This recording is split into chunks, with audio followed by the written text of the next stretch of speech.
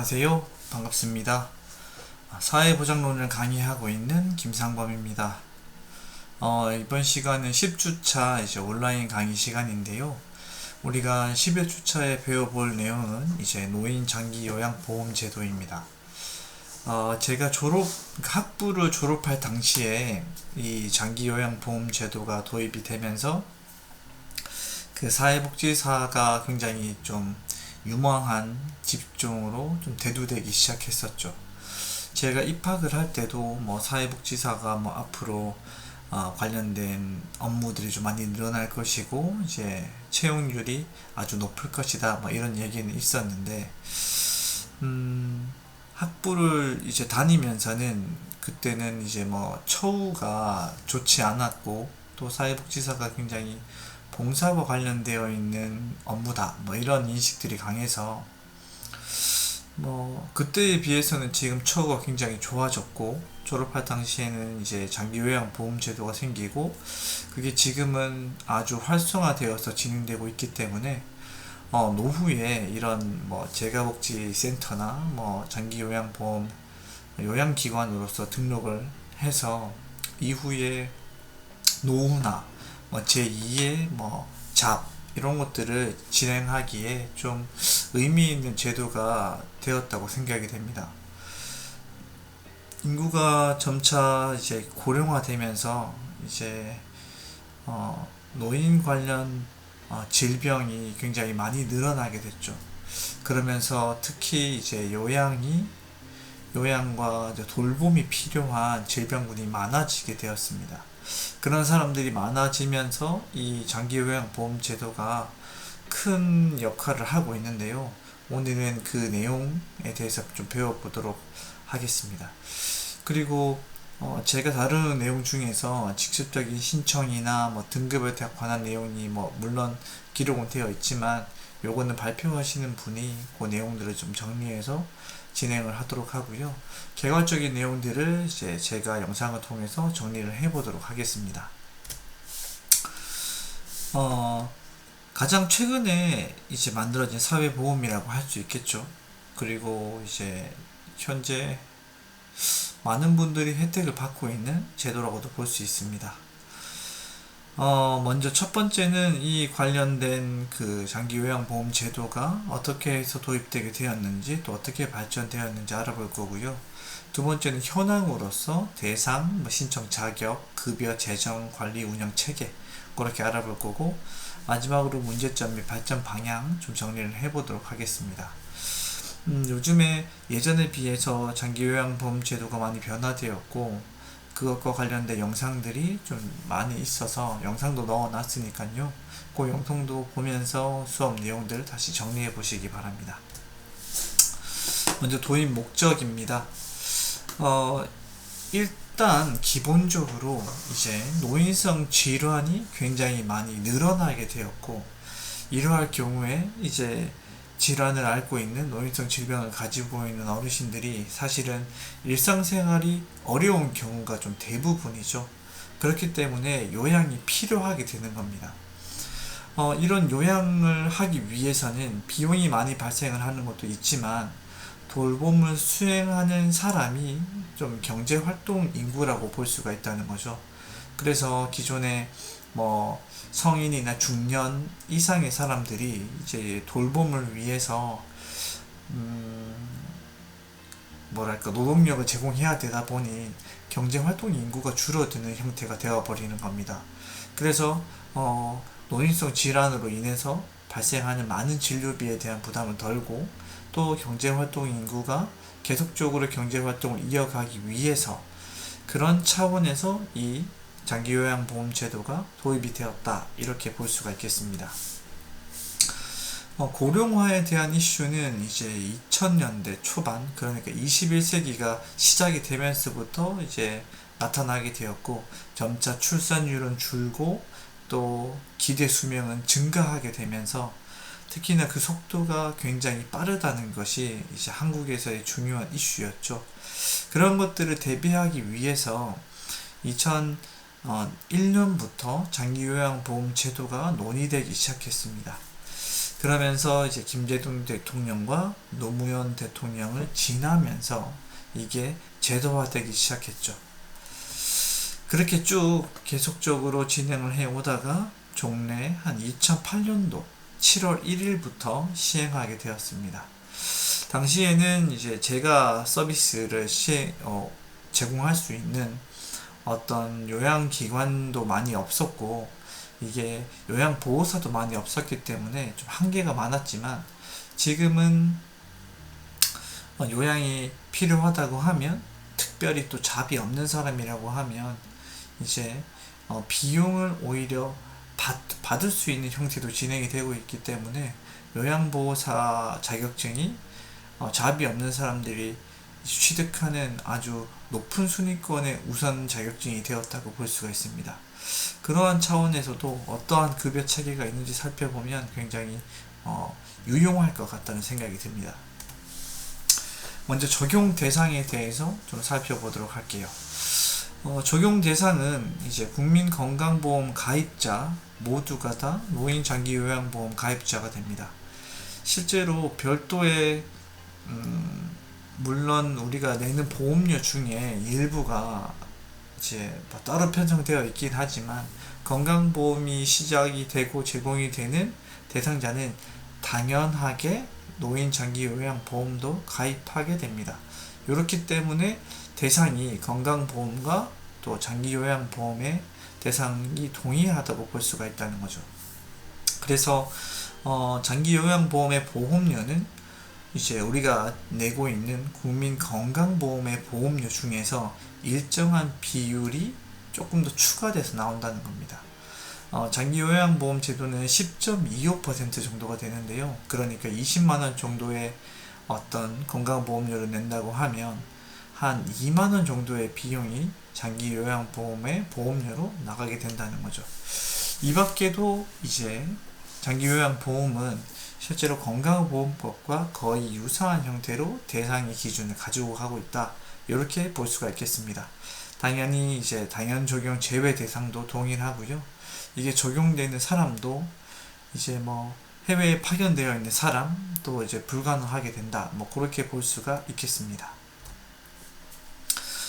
신청 자격을 보시면 가입자가 이제 장기요양보험제도에 가입한 사람 중에서 이 신청 자격 요건에 해당하는 사람에게 이 제도와 급여가 제공이 된다, 이렇게 볼 수가 있겠죠. 일단은 이제 65세 이상의 노인, 그리고 65세 미만의 자일 경우에는 노인성 질환을 가지고 있어야 된다.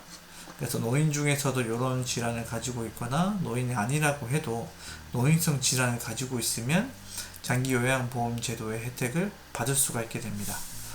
그것과 관련된 여러 가지 형태의 이제 질병의 분류를 제가 여기다가 가지고 왔는데요. 파킨슨병, 치매, 그리고 뇌경색증을 유발하지 않는 이제 뇌전동맥의 폐쇄 및 협착, 이런 형태. 그러니까 이런 형태는 신체 활동이 좀 어려워지는 거죠. 뇌에 문제가 있거나 근육 구조상의 문제가 생길 경우에는 일상생활이 어려워지니까, 그것은 이제 노인이 되면서 이제 우리 몸이 노쇠하게 되면서 나타나는 구체적인 질병군이라고 볼 수 있는 거죠. 특이하게도 노인이 아니지만 이런 노인성 질환을 가지고 있는 사람들도 있을 수 있습니다. 특히나 치매 같은 것들은 빈번하게 나타난다고 볼 수 있겠죠. 물론 파킨슨병도 마찬가지입니다. 이런 부분들이 있다고 하면 노인이 아니라도 이 장기요양보험 제도를 신청할 수 있다, 그리고 급여를 받을 수 있다, 이렇게 볼 수가 있겠습니다. 급여의 종류는 크게 재가급여와 시설급여로 구분됩니다. 재가급여는 이제 집에서 이루어지는 노인복지 서비스라고 볼 수가 있는데요.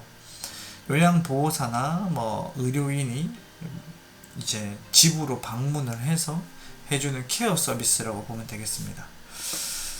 근데 아무래도 시설에서 이런 케어를 받는 게 훨씬 더 유용하겠죠. 근데 많은 사람들이 병원에 있는 것을 좀 불편해 하기는 합니다. 물론 요즘에는 요양병원 자체가 아주 잘 되어 있어서 그걸 편하게 느끼는 사람도 있고, 오히려 거기서 지내는 게 훨씬 더 건강상에도 편의상에도 그리고 사회적 관계 형성에도 좀 의미가 있다 이렇게 보여집니다. 다만 예전에 이 관련 법이 처음 시행될 때는 요양기관이 도심 외곽에 형성되어 있는 경우가 많았습니다. 그래서 사실은 가족들이 방문하기에도 이제 1시간에서 그 이상의 시간을 이제 이동을 해야지만 거기 이제 부모님을 볼 수 있는 상태였다는 거죠. 그런데 최근에는 도심 주변에도 이런 요양기관이 많이 배치가 되어 있어서 크게 등급 자체가 약하지 않으면 그러니까 등급이 장애 약간 질병 등급이 높아서 일상생활이 아주 어렵고 지속적인 케어가 필요한 경우를 제외하고는 재가급여를 받게 되는 거죠. 조금이라도 심하면 요즘에는 오히려 시설에서 케어를 받는 게 훨씬 좀 편하고 좋다 뭐 이렇게 볼 수가 있겠습니다. 그래서 재가급여 서비스의 형태를 보면 이제 방문해서 요양을 해주거나 뭐 일상생활을 도와주고 뭐 세탁을 해주고 뭐 끼니를 챙겨주는 형태라고 볼 수 있겠죠. 이런 부분과 뭐 목욕, 간호 이런 거 진행될 수 있고요.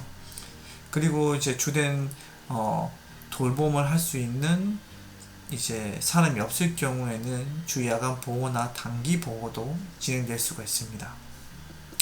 반면에 시설급여는 노인의료복지시설에 방문해서 거기에 입소해서 이제 진료도 받고 심신기능을 유지하기도 하고 교육훈련을 받는 형태의 급여라고 볼 수 있습니다. 시설급여를 제공할 수 있는 기관은 노인요양시설과 노인공동생활가정이라고 볼 수 있는데요. 노인요양공동생활가정은 같은 어려움을 가지고 있는 노인분들이 모여서 함께 생활하는 공간이라고 볼 수 있습니다.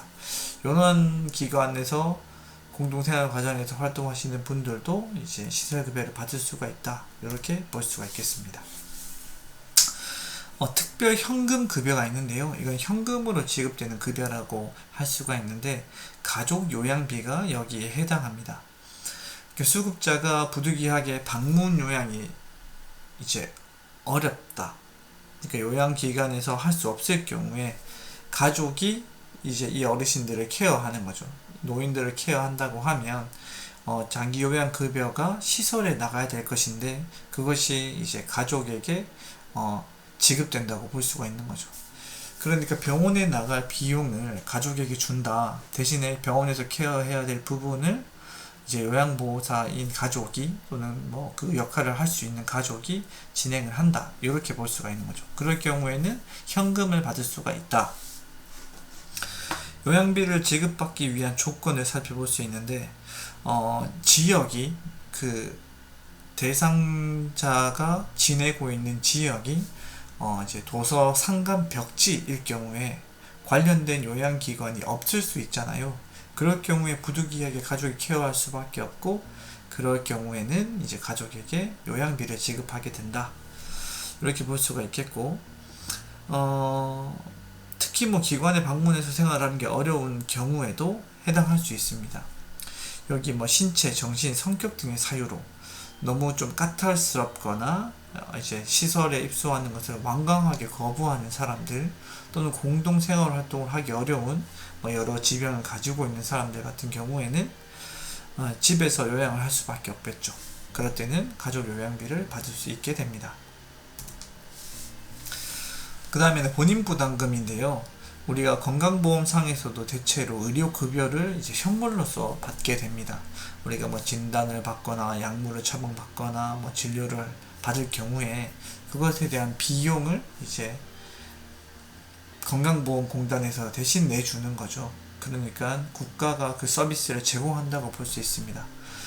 그렇게 제공하는 돈에서 일부분을 본인 부담금으로 이제 내게 되는데 노인장기요양보험제도에서도 그렇게 이제 자기 본인 부담금이 존재합니다. 한도액이 존재를 하는데요. 이 한도액의 범위 내에서 시설급여는 20%, 재가급여는 15%가 이제 본인이 부담해야 되는 돈이라고 볼 수 있겠고 월 한도액 범위를 초과할 경우에는 전부 다 본인이 부담하게 됩니다. 특별히 기본적으로 제공되는 서비스 외에 다른 서비스를 하거나 또는 또 기타 다른 질병들이 있고 그런 질병들을 치료하기 위한 비용이 발생을 한다고 하면 월 한도액 범위를 넘을 수 있겠죠. 그럴 경우에 넘는 초과분을 모두 다 본인이 부담하게 된다. 이렇게 볼 수가 있겠습니다. 국민기초생활보장 수급자는 실제로 의료급여가 무상으로 지급이 되죠. 그래서 노인장기요양보험제도에서도 마찬가지로 본인 부담금이 면제되게 됩니다. 이 중에서 뭐 차상위, 뭐 차차상위 고를 경우에는 이제 전액 면제에서 뭐 60%가 이제 경감되는 것, 그리고 차차상위 같은 경우에는 40%가 경감된다. 이렇게 볼 수 있겠는데요.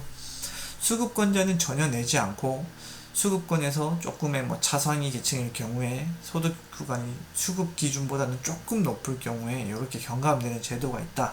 이렇게 볼 수가 있겠고, 요양급여 중에서도 비급여 대상이 있습니다.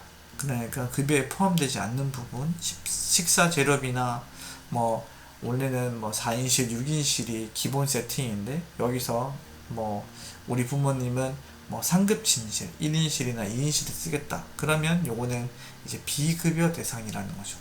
이런 것들은 이제 본인 부담금에서 포함되는 비용이 아니라, 본인 부담금을 계산하는 금액이 포함되는 월 한도액이 아니라 완전 본인이 부담하는 금액이 된다. 이렇게 볼 수가 있겠죠. 건강보험제도에서 얘기하는 비급여 대상 항목이랑 동일하다고 볼 수가 있겠습니다. 다음은 보험료입니다. 보험료는 건강보험제도와 마찬가지로 구성이 되어 있는데요. 사업장 근로자의 경우에는 이제 노동자와 사용자가 동일하게 50대 50으로 나눠서 내게 됩니다. 건강보험도 마찬가지로 이제 사용자가 50, 근로자가 50 이렇게 내는 것처럼 장기요양보험제도도 50대 50으로 내게 된다. 이렇게 볼 수가 있겠고, 공무원은 정부가, 사용자가 아니라 정부가 50%를 내준다. 사립학교 교직원 같은 경우에는 이제 가입한 교직원이 50%를 내고 학교의 사용자가 30, 정부가 20 이렇게 합쳐서 50을 내게 되는 거죠. 본인이 내는 금액은 동일하게 50대 50이다. 50만 원만 낸다. 50%만 낸다. 이렇게 볼 수 있겠고요. 지역가입자 같은 경우에는 모두 다 본인이 부담하게 됩니다. 이렇게 볼 수가 있겠고, 다음은 재정입니다. 재정은 대체로 보험료에서 지급이 된다고 볼 수 있는데요. 그래도 이제 충분하게 보험료로 다 충당을 할 수가 없기 때문에 이제 적립과 부가 방식을 함께 운영을 하는 거죠. 그 중에서도 부족한 부분이 발생할 수 있기 때문에 매년 한 20%의 금액을 공단으로 정부가 이제 지원해 준다. 이렇게 볼 수가 있는 거죠. 국가는 매년 이렇게 요양보험료의 예상 수입액, 이번에 뭐 올해 장기요양보험제도 예산이 뭐 1억이다. 그러면 2천만 원 정도를 정부가 더 추가적으로 지원해 준다는 거. 그리고 국가와 지방자치단체는 국민기초생활보장제도의 수급권자 같은 경우에는 보험료를 내지 않기 때문에 이런 부분은 전액 국가와 지방자치단체가 부담을 한다. 이렇게 볼 수가 있겠습니다. 제가 건강보험관리공단에서 장기요양보험 급여의 재정을 좀 가지고 와봤는데요. 이게 억원입니다. 이제 단위는 억원이고, 억원의 단위로 봤을 때 어쨌든 여기 뭐 요런 정도, 그냥 제가 96,000이라고 얘기를 할게요. 96,000, 2020년도에 96,000이던 게 2024년도에는 162,000으로 이제 늘어나게 되었습니다. 이렇게 단계적으로 보면 1년이 지나는 과정이지만 굉장히 많이 늘어나고 있다. 이렇게 볼 수가 있겠죠. 그러니까 이게 1,000억 원. 맞죠? 한 거의 1,000억 원? 16조 정도라고 볼 수 있는데, 전체적으로 한 6조에서 6조 5천억 정도가 많이 늘어나게 되었다 이렇게 볼 수 있겠고, 여기 있는 금액의 대부분의 금액이 장기요양급여에 해당한다라고 볼 수 있습니다. 그러니까 사회복지 예산 자체가 거의 한 10조 정도라고 볼 수가 있어요. 그 중에서도 이 장기요양급여가 그 금액을 훨씬 뛰어넘고 있습니다. 수입이 어느 정도 발생을 하는지 보면 알 수 있겠지만 점차 이 요양급여비가 굉장히 많이 증가하고 있다. 그래서 예산이나 이제 보험료나 재정에 대한 걱정을 좀 해야 될 필요는 있겠다 하는 생각이 듭니다. 5조 정도가 되면 굉장히 많은 돈이죠. 이런 부분들이 또 많이 증가하고 있다 이렇게 볼 수가 있겠습니다. 관리 운영기관, 건강보험도 마찬가지로 이제 관장하는 기관은 이제 보건복지부가 되잖아요. 노인장기요양보험제도도 마찬가지로 보건복지부가 관장을 하게 되고, 집행이나 운영하는 기관은 이제 국민건강보험관리공단이 됩니다. 그런데 노인장기요양보험제도 같은 경우에는 지방자치단체와 국민건강보험공단이 이렇게 나눠서 이제 관리 운영을 한다 이렇게 볼 수가 있겠습니다. 지방자치단체는 요양급여 대상을 선별하고 요양기관을 설치 운영하는 것을 관리 감독합니다. 그리고 건강보험공단은 이제 수급권자의 자격을 관리하거나 등급판정위원회를 운영하거나 장기요양 등급을 판정하거나 하는 형태의 업무를 수행하게 된다. 그래서 지방자치단체가 대상 인원을 관리하고 시설을 관리하는 반면, 여기서는 수급권자의 자격, 보험료 부과, 등급에 대한 판정하는 구체적인 실무를 보게 된다라고 볼 수가 있겠습니다. 장기요양보험은 특별히 등급이라는 게 굉장히 중요하죠. 그 등급에 따라서 받을 수 있는 서비스와 내용의 질이 달라지기 때문에 이런 것들을 관리 감독할 필요가 있습니다. 건강보험 같은 경우에는 의료기관에서 그 모든 역할을 수행하게 되고, 서비스를 제공하고 거기에 대한 수가를 통해서 비용을 지불하는 방식으로 진행이 되지만, 노인장기요양보험제도 같은 경우에는 병원의 의사가 이런 등급을 판정해 주기는 어렵다는 거죠. 특히나 거동이 불편하신 분들이 많기 때문에 심사원이 나가서 현장에서 일상생활의 정도와 내용과 이런 것들을 고려해가지고 등급을 판정하게 됩니다. 그렇기 때문에 그런 사람들을 관리하고 판단할 수 있는 이제 등급판정위원회가 반드시 필요한 거죠. 그래서 국민건강보험관리공단이 이런 장기요양 등급판정위원회 이런 것들을 마련을 해서 등급을 판정하고 그런 심사를 이제 내리고 있다 이렇게 볼 수가 있겠습니다. 장기요양의 이제 신청 및 서비스 제공 절차를 보시면, 서비스 신청하면 방문 조사하고 판정하고 그리고 인정서와 이용 계획서를 송부하고 이제 이용하게 되는데요. 이런 관련 내용들과 등급에 대한 부분은 우리가 오프라인 시간에 발표를 통해서 함께 확인해 보도록 하고요.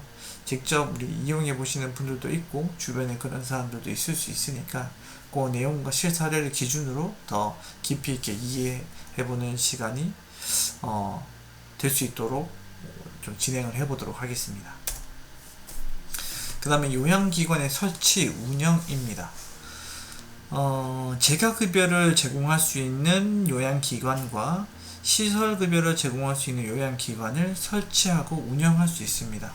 관련된 내용은 이제 노인복지법에 해당하는 이 34조 1항에 따른 요양시설과 공동생활 가정을 이제 설치할 수 있게 되는 거죠.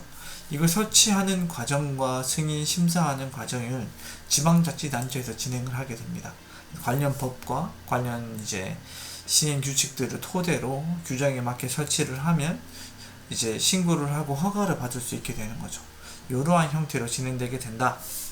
이렇게 볼 수가 있겠고요. 재가급여를 제공할 수 있는 기관도 관련 법에 따라서 진행을 할 수가 있습니다. 그 다음에 시설 및 인력 확충에 대해서 보시면, 시설 같은 경우에는 점차 그 수가 증가하고 있다 이렇게 볼 수가 있겠는데요. 보시면 시설 수가 2018년도에는 7만 7천여 개소가 있었고 입소 정원은 23만 정도가 됐습니다. 이게 해가 거듭하게 되면서 점차 증가하게 됐죠. 지금은 약 12,000개의 시설이 증가가 되게 되었고 입소 정원은 현재 12만 정도가 늘어나게 되었습니다. 최근에 제 주변에서도 이런 요양시설을 운영하는 사람이 2명으로 증가하게 됐어요. 그러니까 센터장이 된 거죠. 그분들도 거의 60세 초반입니다. 사회복지 관련직에 종사하고 계시는 분들이었고, 그런 분들이 이제 시설을 그만두고 은퇴를 조금 앞당겨서 50대 중반쯤에 은퇴를 하고 이런 시설을 차려가지고 제가 서비스를 진행을 하고 있죠.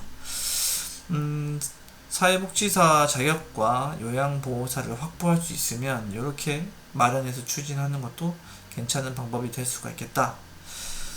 그리고 이 요양 업무를 할 수 있는 사람을 우리가 요양보호사라고 얘기를 합니다. 요양보호사는 이제 교육 과정을 통해서 시험을 치고 실습을 하게 되면 자격을 취득하게 되는데, 예전에는 거의 1년에 2번밖에 그 시험이 없었습니다. 그런데 점차 시설과 수급 대상이 점차 증가하게 되면서 이 시험이 상시로 변하게 되었습니다.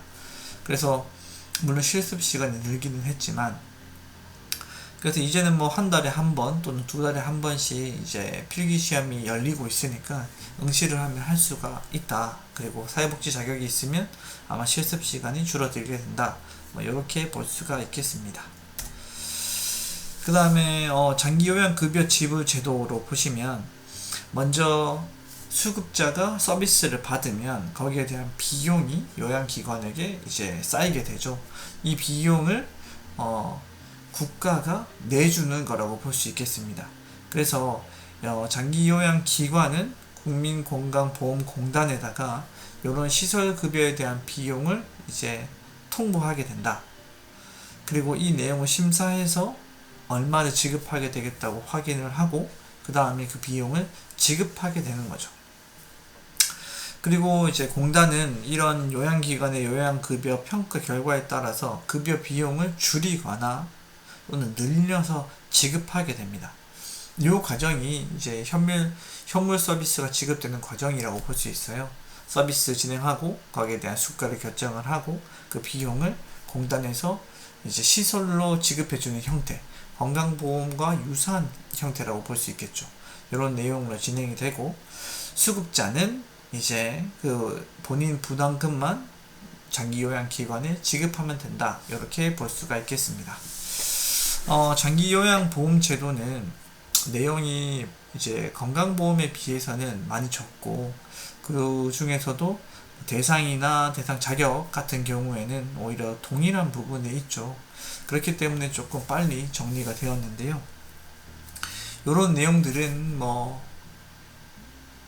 여러분들이 사실 읽어보기만 해도 충분히 이해가 될 수 있을 것이고, 아마 여러분들 주변에서 이런 서비스를 신청하고 누리는 분들이 많아서 또 쉽게 이해할 수 있지 않을까 생각을 합니다. 부족한 부분은 우리가 또 발표 시간에서 채워보도록 하고요. 기대 효과를 살펴보면, 일단 이 요양에 들어가는 비용이 굉장히 많이 발생을 하는데, 이것을 요양보험 제도를 통해서 이제 지원받게 되다 보니까 가족이 부담해야 되는 경제적 부담이 굉장히 많이 감소하게 됩니다. 그게 이 보험 제도가 주는 가장 큰 기대 효과라고 볼 수 있겠고, 그리고 특별히 누군가가 요양을 대신 해주고 있으니까 지속적인 사회 경제 활동을 해 나갈 수 있다는 거, 그것도 경제적인 부담을 감소시키면서 또 수익을 증가시킬 수 있는 거니까 훨씬 더 의미가 있다. 그리고 건강보험 재정의 건전화를 기여할 수 있다. 보험료를 더 추가해서 내는 거니까 이제 건강보험의 재정이 조금 더 늘 수가 있겠죠. 다만 지속적으로 노인 인구가 발생을 하고 노인성 질환이 더 많아지게 될수록 보험료가 점점 커질 텐데, 그것은 좀 숙제라고 볼 수 있습니다. 아마 비용이나 보험료에 대한 요율이 점차 좀 바뀌지 않을까 생각이 됩니다. 뿐만 아니라 이제 일자리가 확대된 경우도 있었죠. 요양보호사라고 하는 그런 전문 자격이 제도화가 되게 되고, 그리고 이런 노인 장기 요양보험 제도 관련된 서비스들 기관들이 늘게 되면서 많은 일자리가 늘어난 것도 사실입니다. 다만 그 일이 결국 쉽지 않다는 거, 그리고 비용이 또 다른 일에 비해서 특출나게 많지도 않다는 거, 이런 부분들이 좀 긍정적인 부분이라고, 아쉽지만 긍정적인 부분이라고 볼 수 있겠죠. 점차 처우도 늘고 있겠고, 그 요양보호사가 하는 업무들이 굉장히 좀 하드한 노동을 필요로 한다는 거죠. 그런 부분 때문에 좀 의미가 있다.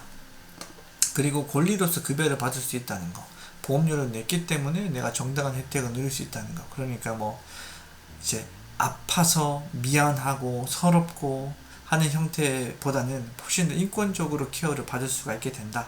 이런 것들이 좀 의미 있는 기대 효과고, 또 이제 여러 시설들이 있다 보니까 서비스의 질이나 형태가 경쟁이 이루어진다는 겁니다.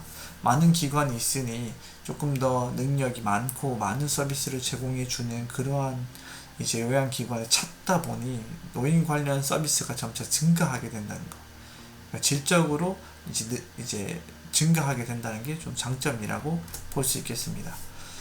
뭐 문제점은 뭐 아직까지는 많이 있습니다. 먼저 이제 등급 판정이 공정하지 않다. 요거는 이제 본인의 등급을 더 좋게 받기 위해서 일상생활이 가능하지만 뭐 안 들리는 척 한다던가 생활하지 못하는 척 한다는 이런 부분이 있겠고, 이게 확실히 요양 안에서 의료적인 보호가 필요하지만 충분한 연계가 될 수 없다는 거죠.